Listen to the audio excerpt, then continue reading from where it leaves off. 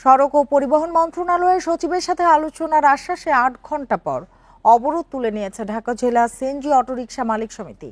কাল মিটিং ফলপ্রসূ না হলে মঙ্গলবার আবারও অবরোধের ঘোষণা দেন শ্রমিকরা।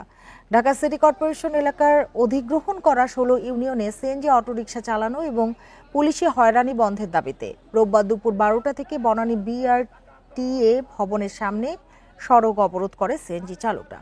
এতে ওই মহাসড়কে যান চলাচল বন্ধ হয়ে যায়। ব্যাপক ভোগান্তিতে পড়ে নগরবাসী। ৮ ঘন্টা পর সেনা হস্তক্ষেপে অবরোধ তুলে নেন চালকরা। তাদের অভিযোগ, অধিগ্রহণ করা ১৬ ইউনিয়নে গাড়ি চালাতে গেলে তাদের হয়রানির শিকার হতে হচ্ছে। রুট পারমিট থাকার পরও তারা গাড়ি চালাতে পারছেন না। বারবার মন্ত্রণালয় ও বিআরটিএ এর কাছে দাবি জানালেও গুরুত্ব না দেওয়ার অভিযোগ রয়েছে তাদের। মন্ত্রণালয় থেকে একটা চিঠি আসে বিআরটি ভবন মতামতের, যে জরুরি ভিত্তিতে যে ঢাকা থ গাড়িগুলা কিভাবে দেওয়া যায় বা কিভাবে চালান যায় একটা মতামত দেন। পূর্বের যেই চেয়ারম্যান মহোদয়, ওই চেয়ারম্যান মহোদয় আমাদের পক্ষে রিপোর্ট ভুল লিখছে। ৮-৯ মাস আমরা এই ভোগান্তিতে হয়েছি।